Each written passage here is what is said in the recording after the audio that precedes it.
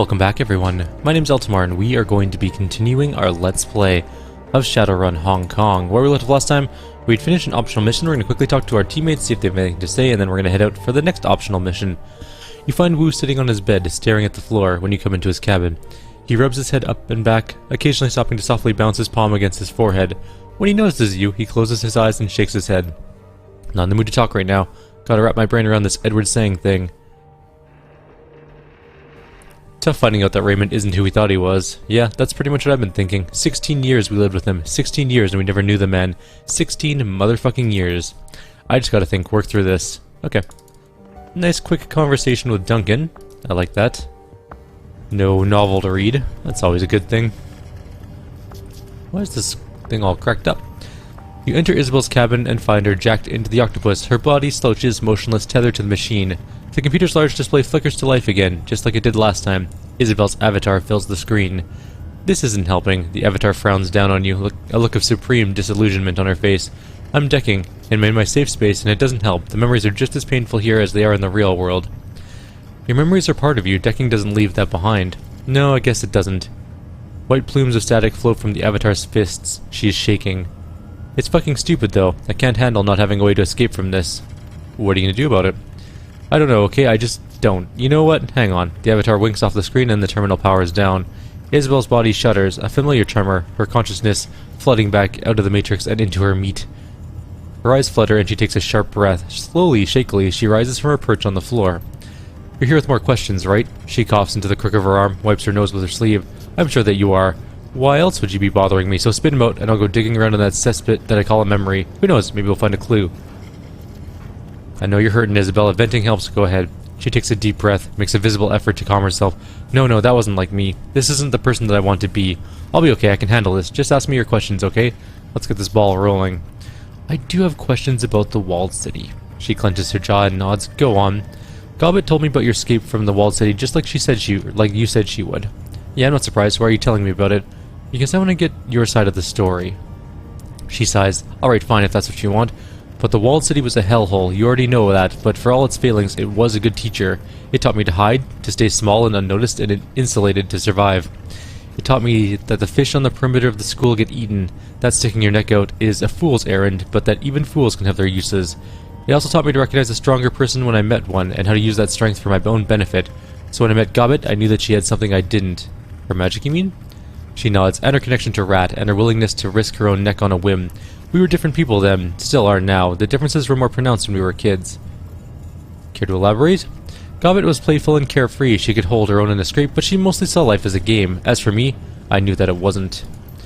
I couldn't have been more than 9 or 10 at the time, but even at that age I saw Gobbet for what she represented, what she could be. What was that? My own personal road out of the walled city, a path to freedom disguised as a little girl with dreadlocks, and as it turned out, I was right. She pauses. Her eyes flit to the ground and she tightens her hands into fists. Ever since I unlocked these damn memories, I can't go 10 minutes without thinking about what might have happened if I hadn't followed Gobbet out of that place. It's like a vicious cycle running over and over in my head. I hate it, but it won't stop. I feel guilty. You needed help and you took it. That's nothing to be ashamed of. Gives me another reason to be grateful to her, I guess. That's something. I've always known that I owed Gobbet, but now I remember how much and why. Anyways, that's much out of the story. I hope it satisfies your curiosity. Now let's move on. Gobbet said that you didn't want her to guide your parents out of the walled city, that you wanted them left behind. Yes, but not for anything they'd done. My parents were good people. They fled Somalia to try and find a better life for their children. It wasn't their fault they wound up in the walled city. I wanted them left behind for me. People don't ask for their loved ones to be left in hell for no reason. There was a reason. She taps her temple. This. I knew in advance what I was going to have done. I planned it well in advance. After I got out, I was going to find someone who could make my childhood go away. How would that have stuck if my parents were around, if I had a living reminder next to me all the time? It wouldn't have, so they had to stay. You did what you had to do. Yeah, I did. Besides, I was sure they'd be fine. They were my parents, grown-ups. They'd be alright. She heaves a sigh. Before you asked, I checked. They're gone now. I can't go riding to their rescue. I made a decision when I was a kid. It felt like the right one at the time, and now I have to live with it. We all have to live with things that we regret. I didn't always. Until very recently, I couldn't remember any of this. Now let's change the topic. Anything else? Why did you have your memories locked away? Why do you think? They were awful, traumatic. I'm not talking about personal trauma here. I was fortunate enough to avoid the fates of many of my peers. I didn't get pressed into service in a brothel, the organ leggers didn't get me, I only had to watch one of my siblings die, she frowns. So yeah, it could have been worse, but that doesn't make an early life in the walled city any easier to bear. Hang on, you watched one of your siblings die? She nods. Yeah, my older brother, Cabdali? Heroin overdose. He was 19, about the same age that I am now. I'm sorry you had to watch that. Me too. Want to hear something awful? I almost envied him. He got out easy compared to a lot of people who die in the walled city. There was no violence, he wasn't taken by the organ leggers or gunned down by the triads. He just put a spike in his arm, depressed the plunger, and stopped breathing, quick and easy. You could have done the same, but you were stronger than that. I survived. I don't know if that's something to feel proud of, it's just what I did. I don't think any less of Cabdali for what he did. I don't even know if he did it on purpose, but his death was a lesson, and I did my best to learn from it. Everything that happened in my childhood was that way, a lesson in disguise, lessons about impermanence and the random cruelty of life, lessons about what a huge mistake it is to get attached and to prioritize your own survival no matter what. I learned some of the same lessons when I was a kid. I know, we all carry the same scars, you and me and Gunshow and Gobbet. Some run bigger and deeper than others, but we've all got them. Her voice goes small. I don't want mine anymore. She abruptly turns away, and that's enough of that. Ask me something else, I don't want to talk about this anymore. That's it. I don't have anything else to ask you about. See ya, Isabel. Let's go talk to Gobbet. And then Ractor and our Ronin guy. Gobbet looks up from her hot plate at the sound of your approach. A smile creases her face. She raises her eyebrows and gestures at the cabin around you. You know, the Kraken has really been shaping up over the past few days. With all our work we've been putting into her, she's starting to feel like a real home. Anyway, enough about the boat. She puts her hands on her hips, sending Madness scurrying. Ready for your next lesson, or you just want to chat? I'm ready for my next lesson. Yeah, she smiles. That's good, I was hoping you'd want to keep going with this. It's good for you, and I'm kind of enjoying it too. Gobbet runs a hand through the knotted ropes of her hair, a contemplative look on her face. A moment later, she turns her attention back to you. Alright, this isn't going to be another long story, so I'm thinking we should take it in chunks. If you got any questions, you can ask them along the way, and if you need to take a break, we can come back to it. Sound good? Yeah. Good. So last time I told you about the event that brought an end to my illustrious career as a subcontractor. This time I'm going to tell you about a run that I went on with my regular team. Nightjar's team, you mean? No, this was long before I hooked up with them. Iz was still learning to deck back then. She was good for her age, but she wasn't ready for prime time, and it'd be another couple of years before I'd meet Nightjar and Auntie Cheng. You don't know anyone from the group that I'm talking about. They're all gone now anyways. Wait, you lost 3 other teams before you hooked up with me? Yeah, I did. Thanks for rubbing it in. The words are rueful, but her tone is soft. Sorry. Don't worry about it. I'm fine. When you run the shadows, losing people is an occupational hazard. She offers you a lopsided smile. As for Shadowrunners, we're disposable assets. It shouldn't come to a surprise when we get used up and tossed away. It was the same in the Barrens. Here today, gone tomorrow. Yeah, you know how it is. People die, and it's sad, but there's no sense moping about it. Tell me about the team you were running with. Sure. She extends a hand so she can count off the teammates on her fingers. Madness scurries down her sleeve and perches on her forearm. Our muscle was a Hawaiian Jew with poor impulse control, big round guy with lumberjack arms and ringlets in his hair. He called himself Hanu. I guess that he loved turtles? I don't know, street names are weird. We had a tech specialist, Egret. She was tall, gawky, dyed her hair bone white. She had a drone named Arlo that followed her around like a lost puppy.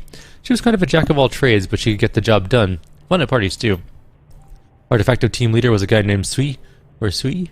Soy? Whatever his name is. He was a wiry troll, as you can imagine.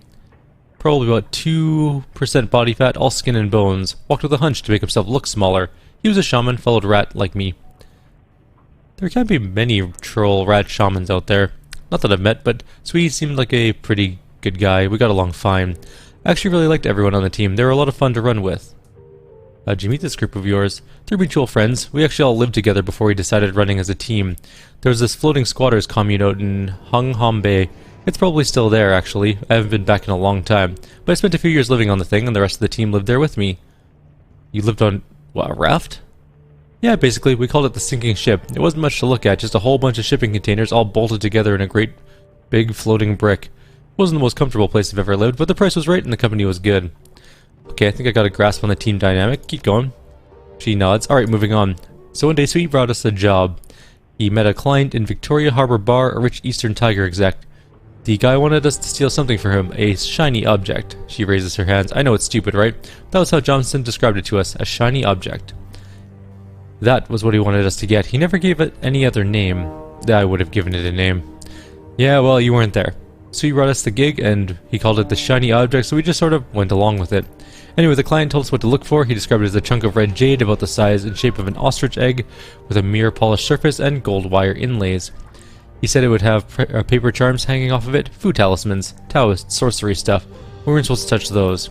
The client also told us about the shiny object's then owner, an old hedge wizard turned entrepreneur named Kong Juyin? Something like that. Hedge wizard.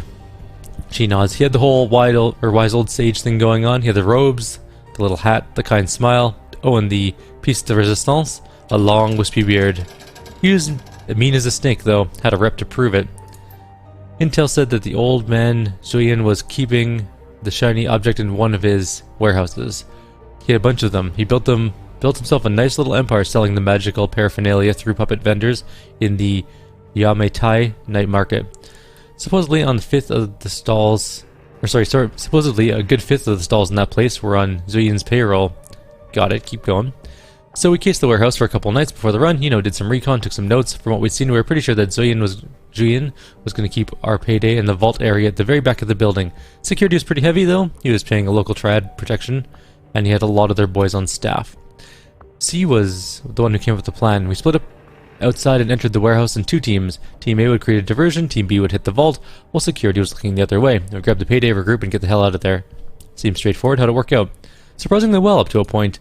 Team A, Hanu and Egret, circled around to the loading dock just like we planned.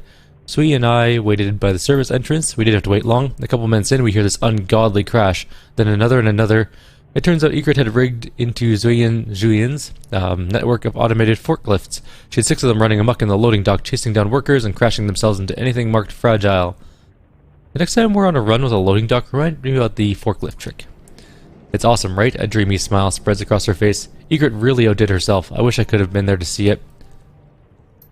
Egret's distraction did what it was supposed to do, as Sui watched most of the triad guys at the service entrance abandon their post and hauled off towards the loading dock. A couple of guys with baseball bats stayed behind, but we handled them easily enough. We stepped inside, made a beeline for the back of the warehouse where the shiny object was supposed to be. Let me guess, something went wrong. No, actually it was there, just like we thought it would be. The door was open and everything. The shiny object was just sitting there in a teak cradle, gleaming with reflected light, just like the client had said. It had a ring of Taoist talismans hanging off of it, like a grass skirt, the paper all crinkled with age. We didn't waste any time. I reached in and grabbed the thing. It felt strange through my gloves. The jade sort of pulsed as if it had a heartbeat. That sounds ominous. Yeah, tell me about it. I wanted to drop the thing, but it was our payday, so I slipped it into my satchel instead. Couldn't get the flap closed quickly enough. The package being secure, Sui and I turned to hightail it out of there, and then things went to shit. Did the shiny object do something unpredictable? No, not the shiny object. Old man Juyin. He was standing there, right in front of us, larger than life. I'm guessing that when he heard the commotion in the loading dock, he'd come running, well, waddling to make sure his treasure was safe. As it turns out, it wasn't, because I'd already stolen it. He looked displeased. He was an old man, and there were 2 of you. How much of a threat could he be? Oh, plenty. He was a mage, remember? Plus, he was pretty spry for his age. We opened up on him, but he wasn't exactly a pushover. It was pretty epic, truth be told. Spirits were summoned, spells were discharged, the vault door sealed behind Juyin like something out of a movie. At one point, the old man leapt onto Sui's back and tried to bite his ear off. I won't bore you with the play-by-play of how the fight went down. In the end, we crushed him. Unfortunately, the fighting caused some collateral damage. At some point during our showdown with Juyin, a control panel for the vault door must have eaten an arc of lightning or the blast of a powerball. It was toast, all black and melted, and neither of us could fix it. So you're trapped in the vault. Yeah, that's about the size of it, and it was only a matter of time before the old man's remaining security guards found us in there. There was still one way out, a ventilation duct up high in the rafters, but it was too small for Sui to fit through. He was a troll after all. I had the shiny object, which I left Sui there, and security got to him. Well, you do the math. So here's a conundrum. I got the payday in my satchel. The team is split. It's inevitable that more Triad 49ers are going to find us. We don't know when or how many. Egret and Hanu are holding their own in the loading dock for now. I can stay behind with Sui to help fight off the inevitable wave of Triad 49ers, but we would be badly outmatched, like badly. The odds of survival wouldn't look good for either of us. If Egret weren't pinned down in the loading dock, she could probably get the vault door open, but in order to get to her, I'd have to leave Sui alone in the vault. If Julian's reinforcements find Sui before I can get back with Egret, well, she uses her thumb to draw a line across her neck. So that's the scenario, Seattle. Not a lot to work with, I know. Tell me, what should I do? Take the gamble, go for Egret, as the plan was the best chance of success. Could have done that, I guess. Might have worked. Of course, I could have gotten Sui gunned down and a vault too, but in retrospect, that wouldn't have been a huge loss. Anyways, that wasn't what I did. I saw what I thought could be a way to save the day, so I went ahead and took it. I fished the shiny object out of my bag. I remember how the Taoist talismans that ring the thing crinkled in my hands. I remember shrugging, saying to hell with it. I put the thing in Sui's bare hands and told him to go nuts. It was almost like Sui had been waiting for me to pass him the thing. He seemed eager to take it. He hugged that chunk of rock to his chest like a newborn baby. Colors swam in the stone, and something changed in his eyes. Then old man Julian's 49ers breached the door, and Sui unleashed hell. She pauses, frowning, stops scratching Folly, and uses the hand to rub her eyes. Finally, she turns back to you. The sour look pinches her features. What went down in that room? Well, I've only seen that kind of carnage a couple times in my life, and I've been running the shadows for years. Those Triad men were torn to scraps by the end of it. Don't think I'll ever forget the sounds that they made. She clears her throat. I spent most of the fight huddled up in the corner for my own safety. What Sui let loose from the stone didn't seem terribly interested in discriminating between friend and foe. What do you mean by that? Was it hostile spirits or something? Something like that. Truth be told, I don't know what they were. Like I said, I was hiding. But he could not have done it without the shiny object, not in a million years. Whatever they were, the rock brought them here. What happened then? She shrugs. We waited for things to calm down in the vault, and for the things to go slithering away. I think that Sui had some limited control over them, which is why they didn't eat us. After they were gone, Sui gave me the shiny object back, I put it in my satchel, and we bailed. We collected the others on the way out. They were blissfully ignorant of what had happened on the other side of the warehouse, and I didn't see a reason to change that. We hightailed back to the docks, and caught the first boat back to the sinking ship. Mission accomplished. She looks away and stares off into space. From what I told, people still avoid Julian's warehouse like the plague. It's supposed to be haunted, even to this day. People who set foot in the building keep turning up dead. I'm pretty sure I'm one of the only living people who knows why. Abruptly, her body language changes. Anyways, that lesson's over. If you got any questions, go ahead. Gobbet, was there a point to the story? I'm trying to find a moral here. There was when I started telling it. I thought I was going to tell you to be comfortable with breaking the rules. I don't think I'm going to say that now, though. I'm not feeling it anymore. Why not? At least your team made it out. They didn't stay that way for long, but let's leave it at that for the next time. I don't want to get into this right now. Okay, let's take a break and come back later. More sinking ship? Oh, yeah, sure, the story's over. We can get into it. I moved onto the sinking ship when I was just a kid. I think that I was 12, maybe 13 years old at the time. In the beginning, it was just me and a couple of rat shaman friends, Cadmus and Malvina. They were older, but they were always cool to me. Did your friends build the raft? No, no way. Cadmus probably could have, but he didn't, and Malvina appropriated it from its former owners. There was a team of Shadowrunners that had lived on the thing before us, but they bid it on a job. Cad and Mal heard the knock of opportunity, and they claimed the raft of a rat in record time. Taking over the sinking ship wasn't an easy job, mind you. The previous owners had installed traps and automated defenses all over the raft. Cad had his hands full with those for a month. Sounds really cozy, Gobbet, like a floating death trap. That actually isn't too far off. There were explosives, pop turrets, all that good stuff. Cad and his sister Yasmin took care of most of it, though, without too much trouble. The biggest problems were the scuttling charges. The runners who built the raft had these installed along the perimeter that would rip the bottom off the thing if it were ever seized by the police. The explosives were tricky to deal with. Cad was able to disarm them, but we had to leave them where they were. It was always just slightly uncomfortable knowing that I was sleeping on top of 100 pounds of dormant explosives. Can't blame me there. She shrugs. Hey, like I said, it was free. There weren't even any rules to follow, which suited me fine. Malvina was sort of the leader of our little nest, but we never really listened to her. She was always trying to play the mom card and instill a sense of responsibility into us. It was cute. She did have a propensity for getting things done, though. I'd have to give her that. Anyway, after a few months, other people started showing up. Squatters, homeless people, Shadowrunners, and assorted crazies. As long as they stayed cool with us, we were cool to them. Eventually it became a community. Imagine that. Think you ended up squatting on the Kraken because of your time on the sinking ship? Yeah, I don't know. Maybe. Never really thought about it before, but yeah, maybe. The corner of her mouth curls upward. Guess that I'm a water rat now. Alright, let's come back later. Hey Seattle, I'm sorry this lesson wound up getting a little unfocused at the end. I'm not sure what came over me. It's cool, don't worry about it. Well, I feel bad about it, so I'll make a deal. Your next lesson will definitely be on point, and I'll tell you what it's about up front. No more question and answer sessions. How's that sound? Fine by me, Gobbet. Catch you next time. Alright, we have 2 more people to talk to, and then I guess probably in the next video we'll head to the next mission, unless we can get to it. In this one, we still have 12 minutes left, but sometimes these are a little long-winded. Lots of lore to go through. Rector is back. Does he have anything to say? The air in Rector's shop is ripe with the stench of old metal-working fluids. He turns to face you, a burning cigarette clenched between his teeth. Sorry about the smell. It's a long past time to purge the coolant sump. He frowns. If I had access to the proper equipment, this would not be a problem. I could clean the fluid and reuse it, but alas, halogen treatment chambers are rather hard to come by, even in a place like Kyrieru. He shakes his head as if to clear it. Anyway, my friend, you didn't come here to discuss the ins and outs of shop maintenance, I'm sure. What does bring you here? Got some questions about what we talked about last time, which is the drone self-repair system. Be my guest, I have no secrets to keep.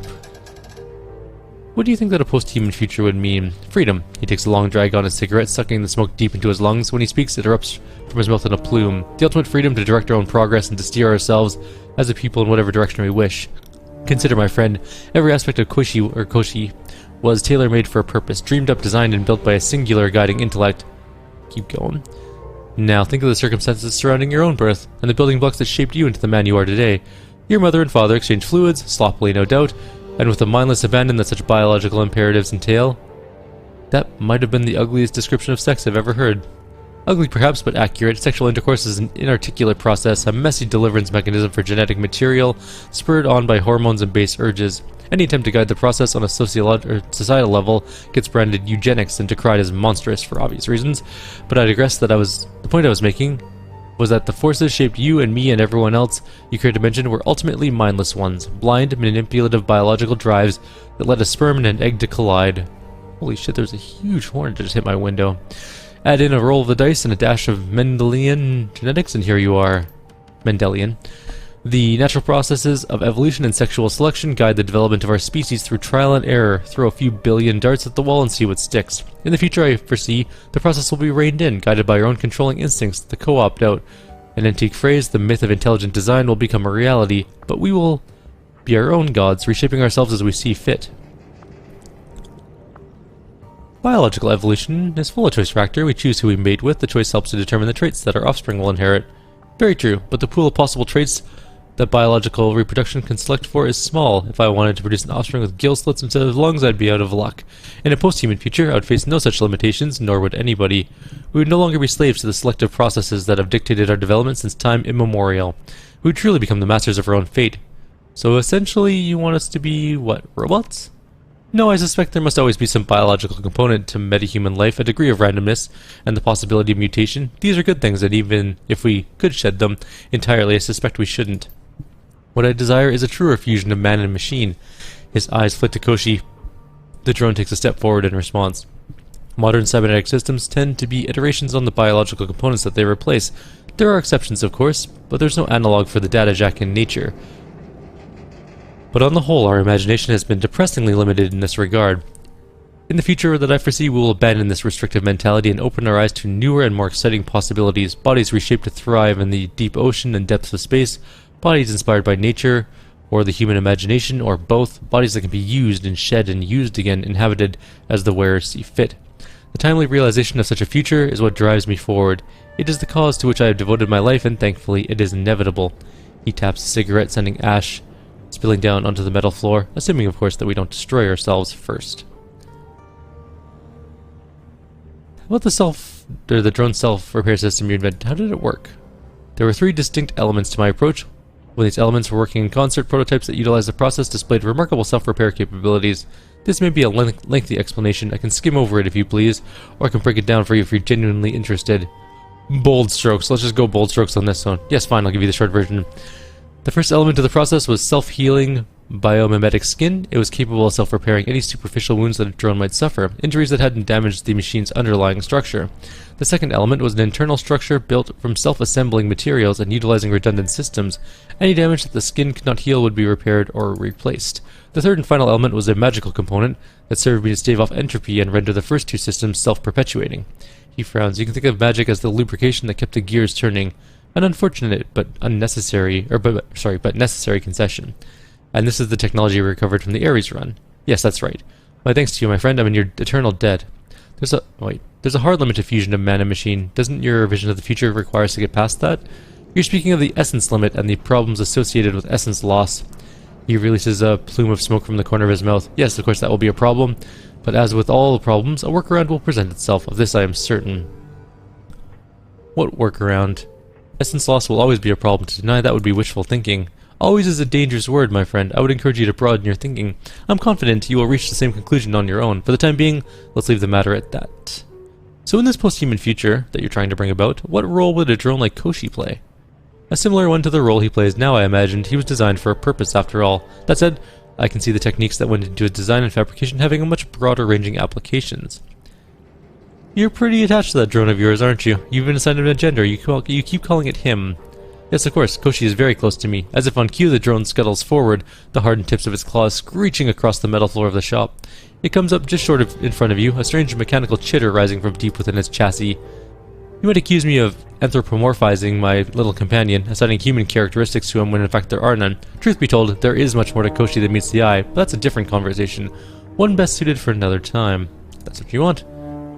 It is. I have work to do, and I'm sure you can find better uses for your time than listening to me prattle on. And with that, I'm afraid I must ask you to show yourself out. We can continue to talk at a later time. Good night, Ractor. Alright, let's talk to one final dude, and then we are good to go next video for missions. Another side quest mission. The cabin is in far better state than it was previously. The heat has been adjusted down and the ventilation restored. The boxes of junk and parts have been stacked and neatly arranged. And Gaishu's small amount of personal gear is tucked away in a corner. There's a small mat in the center of the cabin that looks like it doubles as both a rug and a sleeping pad.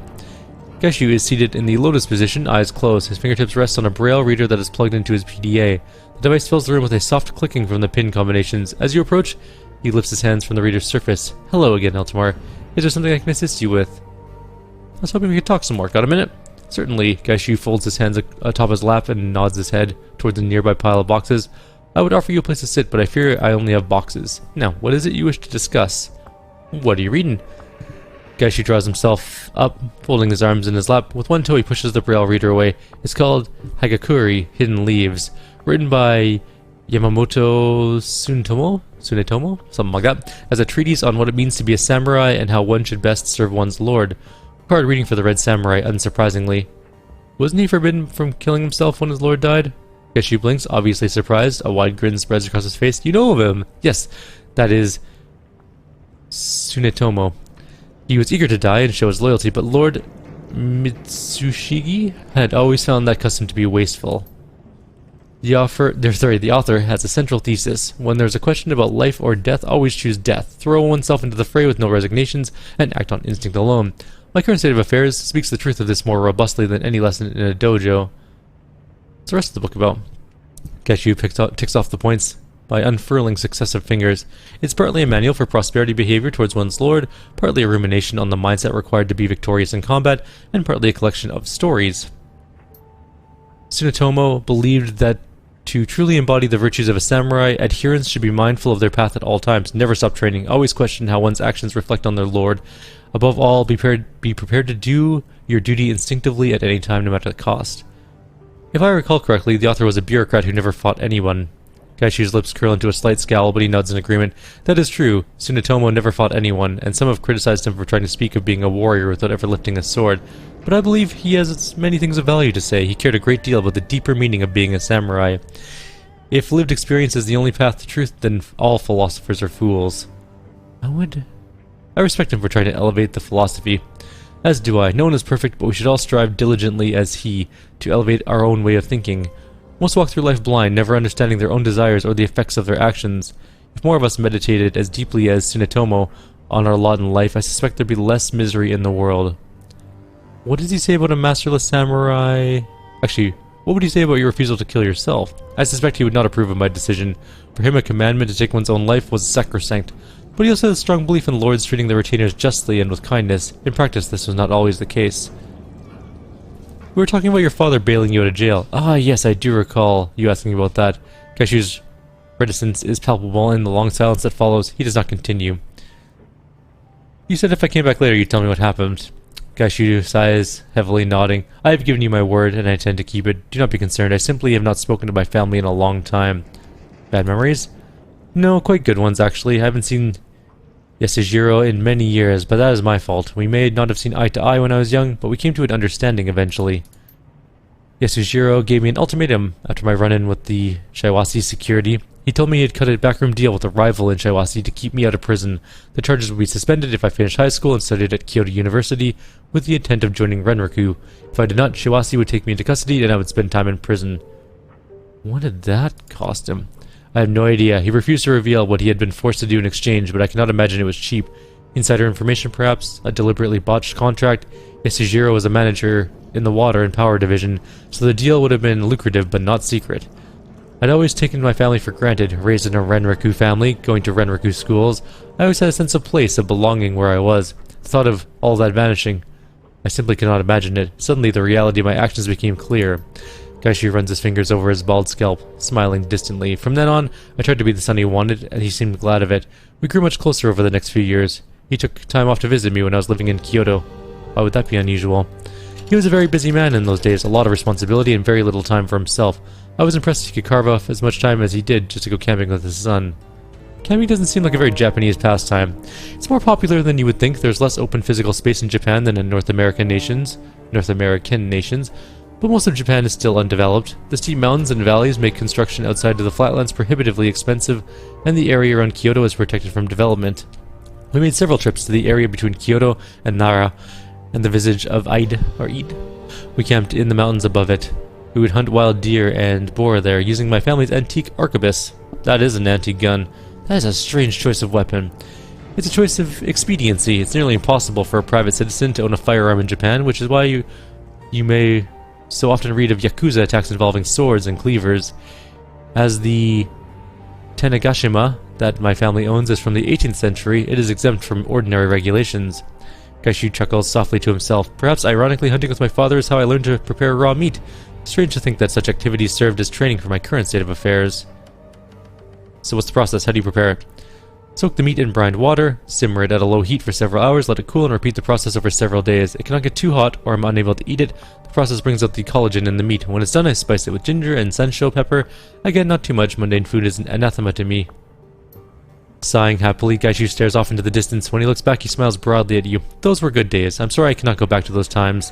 When one joins the Red Samurai, one must give up all attachments of one's previous life. The company, the code, and the unit become the entirety of your world. It's an incredible amount of focus. It is. That's why the selection process is so rigorous and so many fail. There's no shame in failing. Simply being allowed to participate in the test is a mark of excellence. Applicants must be human, Japanese, and utterly devoted to Renraku. Your unit becomes your family. Your commander is your father and mother, your teammates your siblings. Red Samurai are not allowed to reveal our identities and position to anyone outside the Special Operations Group. Even if we wanted friends outside the unit, we could not have them. So how'd you end up joining the Renraku military? Ah, fair question, given my youthful indiscretions. Gachu leans back, blind eyes turned towards the ceiling. Are you familiar with the Kempeitai? Are they the Japanese political police? Yes, much like the commissars of the Soviet Union, they are responsible for enforcing political and social orthodoxy. Not only concerned with the army, the Kempeitai, something like that, also enforce certain laws with regards to the general populace. It's my understanding that they're the Gestapo. It's not entirely accurate, but it's more correct than not. It's an organization with little oversight, broad powers, and simple recruitment methods. As such, power tends to get the better of most members. When I was enrolled at Kyoto University, I studied global security and political science. It is the major generally used as a gateway to private security postings with both government and corporate militaries. I knew I wanted to fight. I was a young man, and my blood was always up. One of the requirements was that the students join the Youth Brigade Kempeitai. The Youth Brigade is a bit like the ROTC in North America, the Young Falcons in the Sioux Nation, or the District Officer Program in the Republic of Korea. Members learn to be soldiers without actually joining an army. They perform community service and promote civic pride. Performance and prestige in the Kempeitai used to dictate later job opportunities, a bit like a good internship. You have to be a good fascist to get a good job. It's an indelicate way to put it, but yes, I believe the purpose of the Youth Brigade is to teach students to glorify the state over the self. We did as we were taught. Such is the way of authority on the young. Gaishu shrugs indifferently. Did you regret getting involved with the Youth Brigade? Gaishu cocks his head quizzically. No, why? It was a necessary step in my plans for my future. Even if some of the behaviors that we were involved in were distasteful, the state of the nation was such that these kind of behaviors were legal and condoned. I think I read about some Germans who tried to use that as a defense once. I believe I've read the story as well, but I think you misapply the lesson. In Nuremberg, those on trial had perpetrated crimes against other nations. The Youth Brigade only act internally to Japan. When I was nearing graduation, I was approached by a recruiter for Renraku's security. She told me I come from a good family and could have a promising career with the company. She offered to fast-track my application towards potential Red Samurai position, 3 years with the Renraku military as a junior officer and guaranteed placement in a Red Samurai training billet of my choosing. The pay was good and the excitement of being an elite was an attractive proposition. I accepted, but I did not truly understand what I was signing up for. As I told you before, they forced you to give up everything except the company and the unit. That was made clear to me, but I did not truly understand it. That's what happened. Exactly what you would expect happened. I signed the contract and became a soldier in Renraku's army. I was physically fit, at the top of my class, and it seemed inevitable that I would see my desires fulfilled. He wraps 2 knuckles on his breastplate. Obviously, I succeeded. The training was extremely difficult, both mentally and physically. I knew I'd be isolated from my old life, but I did not anticipate the full extent of that isolation. All Red Samurai recruits report to a facility called the Forge in Chiba. You're assigned a unit, and 4 other recruits, and for the next 2 years, the Forge will be your home and prison. He shakes his head wistfully and snorts. It seems ridiculous. In retrospect, we were all so young, none of us had any idea what we were doing, except trying to become the best soldiers in the world, and yet these strangers became a new family in the absence of the old. What's it like to be a ghoul? Gaishu cocked his head and his milky eyes narrowing mirthfully. Praying for the inevitable killing of me and collecting the bounty? Make sure you leave my face intact. I prefer to be a well-preserved trophy. Don't worry, I'll have it stuffed and mounted on my wall. Gaishu bares his teeth in a rictus grin. You can hear a faint chuckle rumble in the back of his throat. Now that would be an illustrious end to my career. A severed head decorating a leaking wreck of a boat, home to an extremely private individual who will never show me off. Couldn't you sell me to a museum or something of the sort? He grows serious, leaning back. If you wish to know what it's like to be me, ask away, and I see no reason to conceal the details of my condition. What's it like eating people? What's it like to eat anything? Or for a diabetic to take insulin? It's like that, a fact of life. I found that most people are revolted by the concept of eating flesh of humans rather than the act itself. Taken in isolation of social concerns, humans are no more or less edible than most mammals. The flesh can be of poor or high quality depending on the factors you would expect, diet, lifestyle, etc. I prefer to prepare my meals as I would sashimi, like garnishing and flavoring, but with an emphasis on the taste of the base meat. Do I enjoy it? No, not especially. Some Japanese are fond of pork and chicken sashimi, but I've never been one of them. He shrugs helplessly, but it's a fact I must accept. And if it is how things will be, I will make the best of it. Do you feel bad about eating people? No, but I was never a vegetarian, so why should I? He seems puzzled by the question, as if he's missing nuances of meaning. It does not matter where the meat comes from. Someone who died in a car accident is as viable as someone I kill. I admit I've eaten people that I've killed, but that was a necessity. I was going to kill them anyways. Why let their bodies go to waste? Most ghouls smell like rotting meat. Why don't you? Diet and cleanliness? Most ghouls eat rotting flesh and do not bathe. I eat fresh meat and I bathe regularly. Are you immortal? Considering this, Gaishu leans over onto one elbow. I have no idea. I do not believe there have been any organized studies on ghoul longevity. Most strains of human metahuman vampiric virus impart a semblance of extended life, but I do not believe that the Kyrieru strand is one. Somehow, I think it is more likely that I will die in combat than of old age, no matter how long I live. It would be interesting to ask the doctor. To what end? I live by the sword and I will die by it. I have no illusions about my chances growing old. Gaishu shakes his head in dismissal. How would I live out my days? In a rural country village, eating people who happen to expire on nearby roads? That will not be my fate. What's the deal with your teeth? What deal are you referring to?